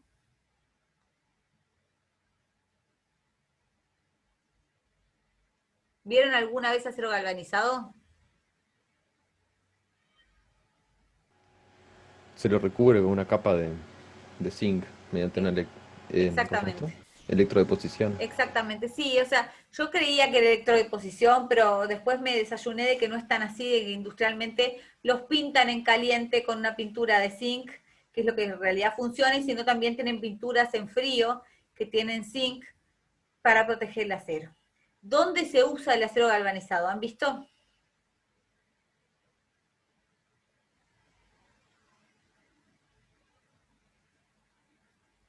¿Alguna vez vieron acero galvanizado? Yo creo que sí, pero... Yo no, creo. ¿Nunca vieron hacer una estructura de steel framing? Sí. Las estructuras de steel framing lo que usan, o una estructura de yeso, ni siquiera vayamos al steel framing que es como algo más elevado. Colocar placas de yeso en un edificio, o sea, para hacer una pared o recubrir una pared, esa estructura de yeso se coloca con parantes de acero galvanizado. Que lo venden así, o sea, te venden los parantes, o sea, los caños de acero galvanizado, te venden todo, los tipos los colocan y allí luego colocan el yeso. Eso es acero galvanizado. Así que es re común, en todos lados se consigue. Acero galvanizado, que es acero recubierto con zinc. ¿Qué pasa cuando está recubierto con zinc? Como veíamos hoy en la tabla de los diferentes materiales, el zinc estaba bastante arriba a la derecha, era de los primeros en corroerse, por lo tanto, en contacto con el acero, el zinc va a proteger al acero de corroerse, y el que se va a corroer es el zinc, el que va a formar el metal 2+, es el zinc en este caso. ¿Tá? Y la hojalata, ¿sí? Que es lo que tenemos aquí, tenemos estaño y acero. ¿Tá? La hojalata son las latas de conservas. ¿Tá? Es acero recubierto de estaño. Es exactamente al revés lo que pasa. El estaño está más contra la izquierda, o sea, es más catódico, si se quiere, que el acero. Entonces, en realidad lo que va a pasar es que el acero, si queda, o sea, la hojalata, ustedes vieron que las latas de conservas, por lo general, no deberían tener imperfecciones, o sea, deberían ser todas brillantes y perfectitas como la que está acá en la foto. ¿Qué pasa? Si tengo una imperfección, el acero se empieza a corroer y a formar hierro 2+, que va a salir para afuera. Pero el estaño en teoría lo protege. Al estaño no le pasa nada, y el estaño es una capa protectora que protege ese acero que está formando la lata. ¿Sí? Esos son ejemplos de corrosión bifásica, pero que logran proteger el material en cuestión y logran entonces el objetivo. O sea, vieron que pasamos de aplicaciones de la construcción a una lata. ¿Tá? O sea, los materiales nos rodean, están en todos lados, y está bueno que tengamos idea y que sepamos qué hacer, ¿sí? Cuando tenemos materiales, para evaluar qué les está pasando y cómo actuar en el caso de que pase algo. Bien, tenemos otro, hierro fundido gris perlítico. Hierro perlítico, la perlita, ¿se acuerdan? ¿Qué pasa? Ustedes se acuerdan en la gráfica que teníamos, ¿cuál era que yo les mostré que estaba más catódico de todos? El carbón, o sea, el carbono grafito, pero bueno.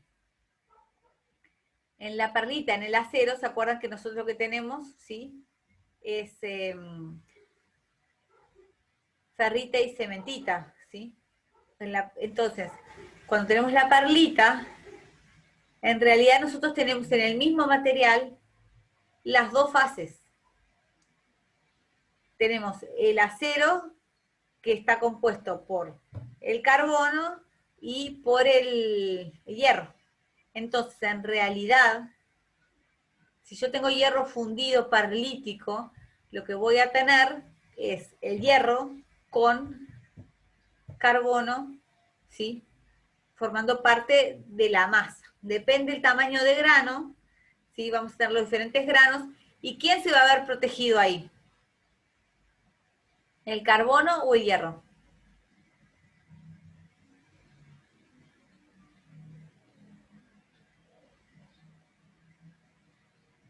Chicos.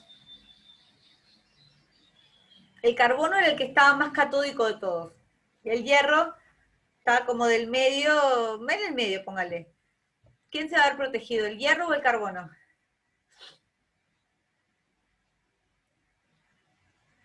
¿O quién se va a oxidar?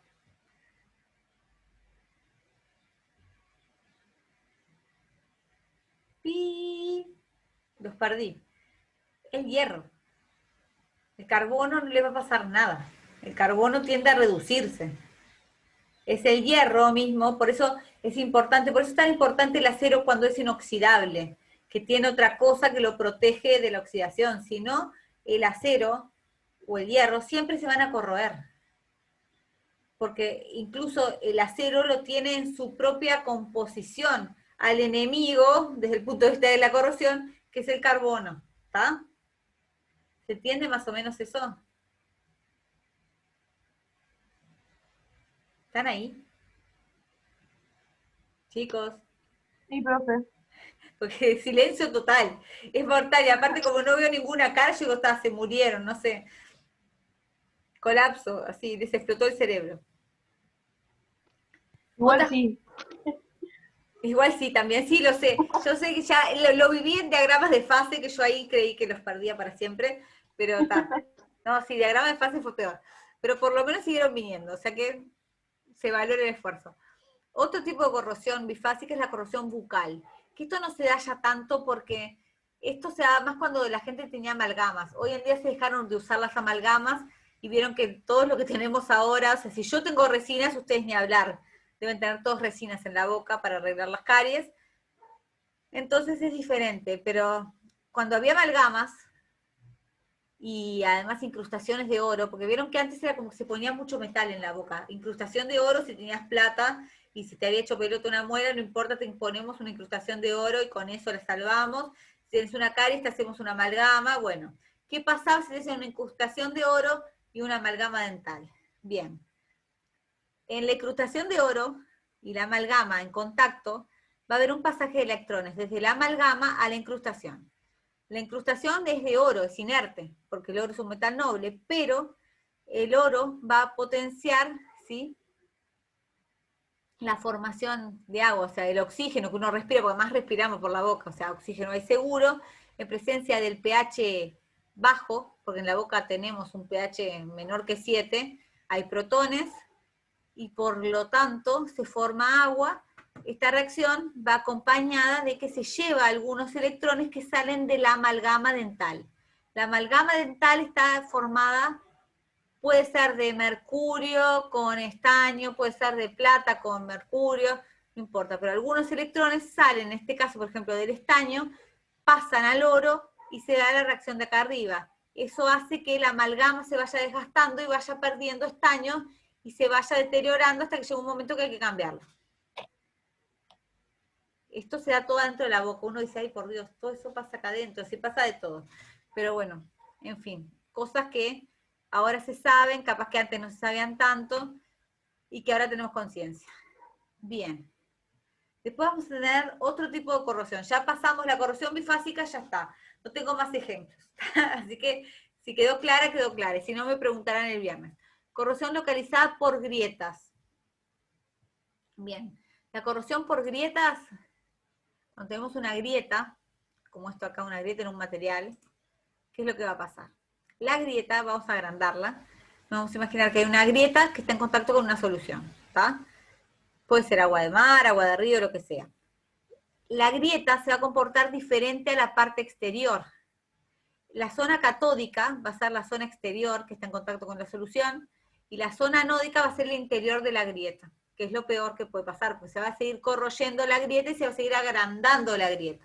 Entonces, en el ánodo van a pasar el metal, o sea que pongámosle que es hierro, porque es acero esto, pasa a solución, los electrones, ¿se acuerdan eso que tenemos la zona anódica separada de la zona catódica? Los electrones pasan por el metal a la zona catódica, y en la zona catódica van a generar la oxidación del oxígeno para formar oxo, y por lo tanto OH, que van a formar los óxidos y hidróxidos hidratados del metal por migración, ¿sí?, de estos iones de la grieta para afuera, o migración de los OH hacia dentro de la grieta. Y a su vez, aquí entra, precioso como siempre, el cloruro. Si esto se da en agua de mar, la presencia de cloruros fomentan aún más la corrosión, porque los cloruros, que van a verse como expulsados de la zona que está externa para el interior de la grieta, porque acá se forman OHs, que son cargas negativas que van a repeler a los cloruros, hacen que estos vayan a la zona interior a formar, ¿sí?, compuestos con estos iones que se están formando acá, y a su vez con los protones que se van a estar formando, ¿sí?, por la corrosión, y por lo tanto generar un ambiente aún más corrosivo dentro de la grieta. Ya tenemos la reacción de por qué se generan protones, ¿tá? Pues tenemos los metales Mn más hidratado, que cuando intercambia por un OH libera protones, estos protones vienen para acá y generan mayor corrosión dentro de la grieta. Y tenemos ejemplos de la corrosión por grietas. Por ejemplo, acá tenemos como una especie de corrosión que se dio en este metal. Esto es un metal. Se dio en un metal, acá es una unión, evidentemente hay una unión de una parte, no sé, cuadradita acá, con la parte que lo rodea, y en la grieta que unía ambos materiales se dio toda la corrosión. Bien, corrosión por grieta se da en tornillos también. Por ejemplo, miren aquí la puntita, cómo se le fueron, o sea, lo que sería la grieta, que es la parte de enroscar, o sea, del tornillo, aquí ya se perdió el dibujo, digamos, y aquí al revés se le dio de cerca de la cabeza. Donde se genera la grieta se corroe mucho más que el resto de la pieza. De hecho, este tornillo en la parte de abajo parece que está perfecta, pero aquí es evidente que se dio la corrosión por grieta. Después tenemos otra corrosión que es la corrosión intergranular, que esta es la que se va a dar adentro del material, ¿está? Tenemos que cada grano en el material es el cátodo y las interfaces entre granos van a actuar como ánodos. ¿Está? Por ejemplo, el acero inoxidable, ¿está? Es de acero 304, estos son los códigos del acero, se los hemos nombrado muchas veces, pero no les enseñamos nomenclatura de aceros. El acero inoxidable tiene cromo, ustedes saben, ya se los conté. ¿Dónde está el cromo? Va a estar en las fronteras de grano, ¿está? ¿Qué pasa? El cromo protege mientras esté en la frontera de grano, pero podemos llegar a tener zonas agotadas de cromo en las fronteras de grano y allí marchamos, se empieza a corroer. ¿Y qué es lo que pasa? Empieza como a crecer la corrosión para adentro. Es tremendo, porque aparte uno a veces le parece como que el material está bien y en realidad en el interior está hecho pelota. Acá tenemos exfoliación por productos de corrosión, de aluminio y acero. Miren, precioso. Acá tenemos que el material se empieza a corroer y como se corroe desde los granos, o sea, la interfaz entre granos, empieza como a exfoliarse y a salirse. Es como que se descascara, se deshoja el material, es un horror. Y se lo come, literal. O sea, que no queda nada, ¿está? Este es aluminio, por el color se ve, y este es acero. Pero vean cómo quedó. Se sale el material, el óxido sale para afuera y empieza a romper, y además una vez que el óxido rompe el material y lo resquebraja, crece tanto en volumen, porque es mucho más voluminoso, es menos denso el óxido, y rompe el material, y después de que ya ocurrió eso, ya está, no hay remedio. Tenemos lo que llamamos también corrosión filiforme, en que tenemos, por ejemplo, tenemos acá el caño, digo caño porque está, tenemos un recubrimiento y se nos genera, ¿sí?, un defecto en el recubrimiento. Puede pasar, de hecho pasa todo siempre, es imposible lograr un recubrimiento que esté bien hecho al 100%, siempre va a haber defectos, zonas más delgadas, ¿tá? Y eso va a provocar que en la zona más delgada migren algunos, ¿sí?, de los factores que van a provocar la corrosión desde afuera para adentro, por ejemplo agua y oxígeno, y eso va a producir, ¿sí?, imagínense que este es un material, eso va a producir que se nos dé una zona catódica y una zona anódica, entonces que se empiece a corroer en el material, porque vieron que acá hay un defecto que evidentemente entre el recubrimiento y el material se formó, o sea, como una especie de cámara que contiene agua adentro. Entonces, en esa agua que está acá adentro, tenemos la zona catódica y la zona anódica, donde se va a producir la oxidación, se oxida el material, los electrones migran a la zona catódica, se forman acá los productos de reducción, los óxidos e hidróxidos, y se forman entonces, ¿sí?, los óxidos y hidróxidos hidratados, que van a ser los que van a producir eso, el aumento de volumen, porque son menos densos, y por lo tanto resquebrajan el material, lo rompen y aquello sale para afuera. ¿Cómo es que se da? ¿Por qué se llama filiforme? A veces pasa de esta manera. Este es un ejemplo en el acero. Este es un metal, ¿sí?, que está como pintado. Evidentemente alguien lo quiso proteger, pero si la pintura no quedó bien hecha, el revestimiento, empieza a formar ese tipo se llama filiforme porque es como en hilos. Esa especie de hilos como el que yo les mostraba recién, en donde aquí dentro se va dando la reacción de corrosión y va generando la formación del óxido y genera estos espacios que se ven como nervaduritas. Y ya aquí como que ya se dio bastante la corrosión y salió el óxido para afuera y ya se hizo pelota y se corroyó todo el material. Después tenemos otra corrosión, que es la corrosión por picadura, que también es muy normal, ocurre siempre.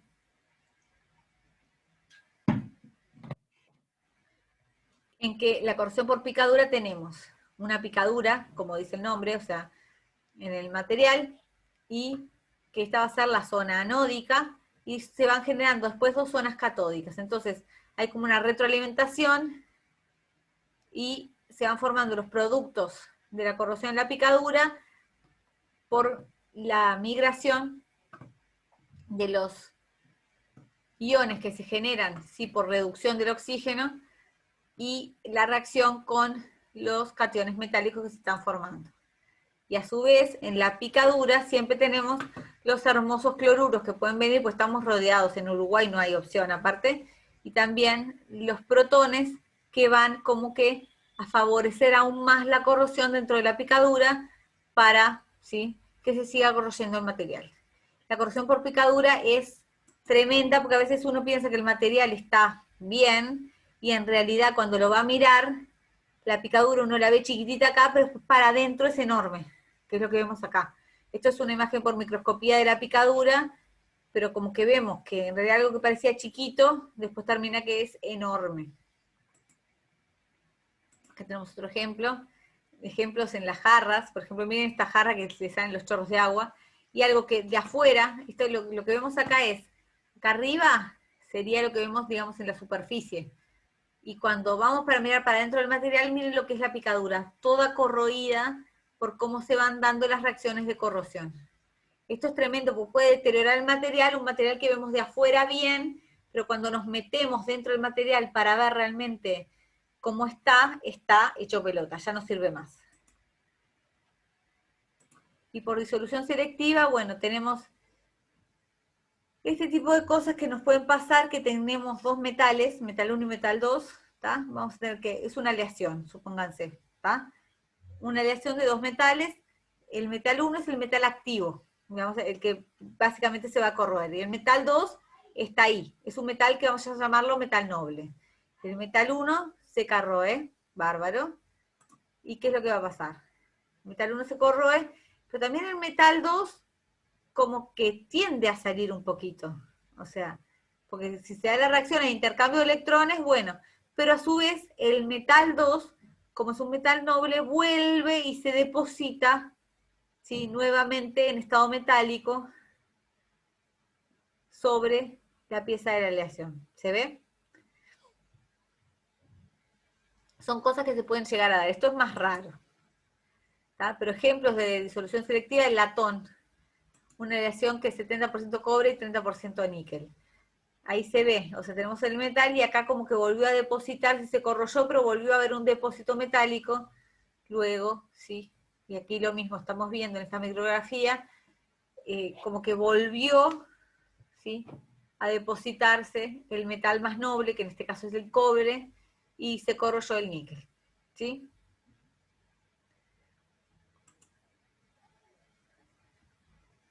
Bueno, y acá corrosión y factores mecánicos, que esta es básica. Cuando hay un esfuerzo, un metal que está sometido a esfuerzos, vamos a tener que la corrosión se va a dar de la misma manera, pero a su vez la aplicación de esfuerzos va a tender a, en la zona en donde se está aplicando el esfuerzo, fomentar aún más la corrosión.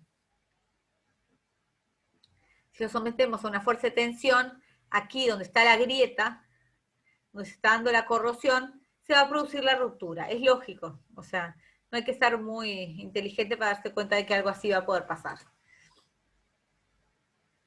Bien, acá tenemos incluso las aleaciones y el ambiente al que pueden llegar a estar sometidas para provocar realmente una ruptura por esfuerzo en presencia de factores que favorezcan la corrosión. ¿Sí? Acá tenemos de todo, que aparte son factores comunes, o sea, ácido cloruro, ácido nítrico fumante, yo qué sé, soda cáustica, es como que es obvio que todo eso no va a venir bien para las aleaciones. Pero bueno. Acá tenemos algunos ejemplos, por ejemplo, aquí, sometidos al esfuerzo, aquí se ve que aquí si había un esfuerzo, se va a rajar en donde está el esfuerzo. Lo mismo aquí. Se va ramificando la grieta por corrosión, pero ahí es donde se va a dar realmente la ruptura por el esfuerzo. Tenemos otro ejemplo.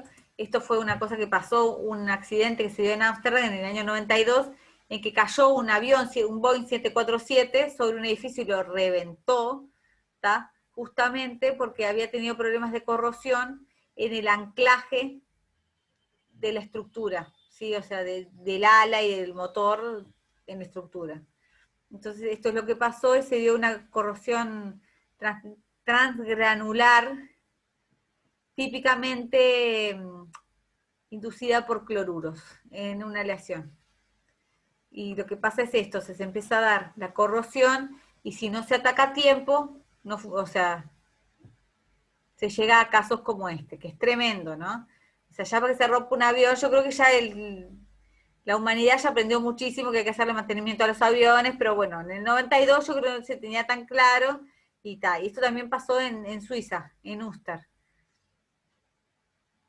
Este tipo de cosas. Bien. Otros factores mecánicos, la erosión. Yo tengo que ir rápido porque quiero llegar al final, porque les quiero contar, pero me quedan 10 minutos todavía. ¿Qué pasa cuando hablamos de erosión? Erosión, tenemos una solución en movimiento en contacto con el metal, ¿verdad? Entonces, el movimiento ese va a generar, obviamente, que se vea favorecida ahí la corrosión. ¿Qué es lo que va a pasar? Esos movimientos van a hacer que se formen los óxidos y hidróxidos y los van a ir moviendo. Vieron que lo teníamos acá digamos, en el contacto. Imagínense que es un caño y por acá viene agua. En el caño el óxido y hidróxido que se formaron por corrosión, y mismo el movimiento del agua levanta a ese óxido y se lo lleva, ¿tá? Y es lo que hace que se siga corroyendo la estructura, y a su vez levanta los óxidos, ¿tá? Y se los lleva a otro lugar. Eso de la erosión es típico en los caños. Miren acá, por ejemplo, es notorio como en la parte inferior, primero que el diámetro, pasa lo mismo que en los otros caños, que el diámetro de abajo es mucho más fino que el diámetro de arriba, pero a su vez vean cómo es diferente la composición dentro del caño, que realmente se llevaron, o sea, el agua se lleva los productos de la corrosión, por erosión. Y lo mismo está, esto es una especie de hélice en un motor, pero bueno, pasa lo mismo. Ven que solamente en las puntas tenemos los bordes de las hélices, tenemos los productos de corrosión, en el resto como que se fueron arrastrando por acción del agua, del viento, de esa turbina, para que se fueran desplazando. Rozamiento tenemos también, tenemos de todo, ¿vieron? Con la corrosión es multifactorial.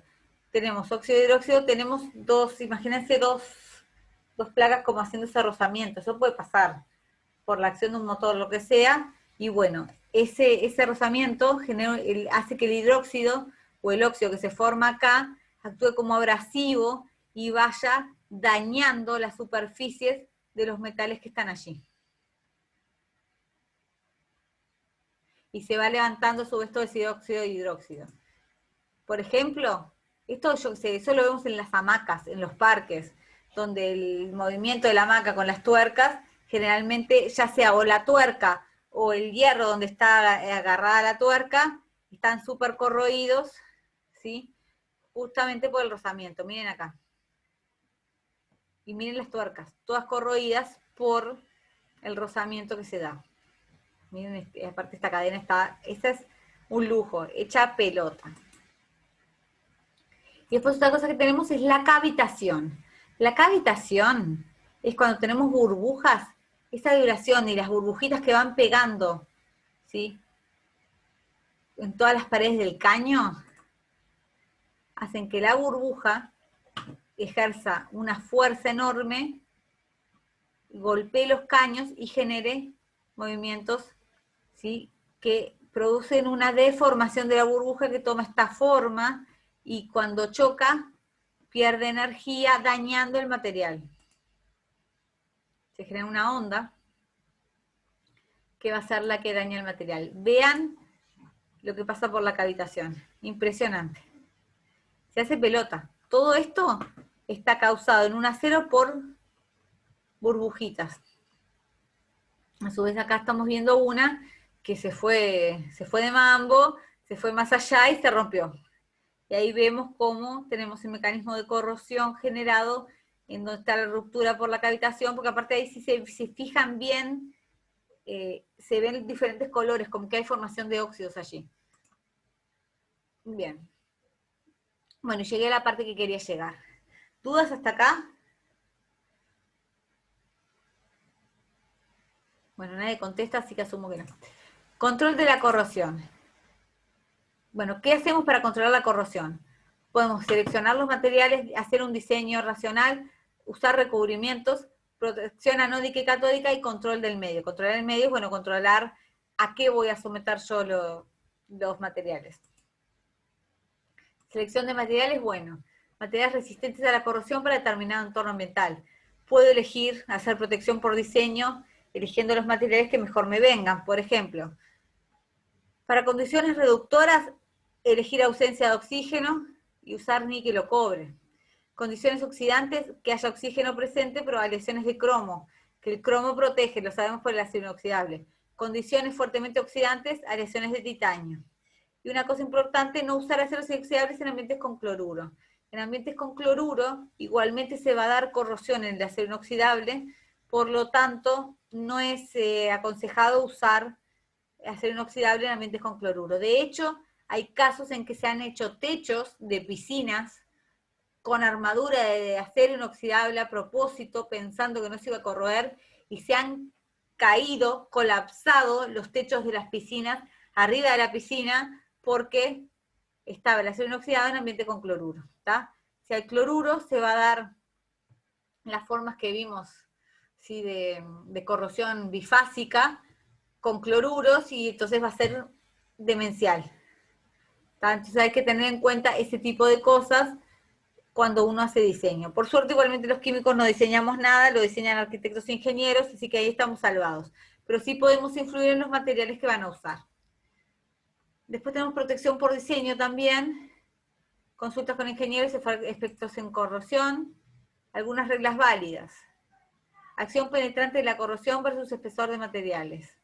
Eso tener en cuenta, el espesor del material que se va a usar según lo que esperemos que se vaya a corroer, porque el óxido, acuérdense, que como que se va comiendo una parte del material, entonces hay que tener un diseño que sea acorde a la capa de óxido que se va a generar. Recipientes soldados y no remachados.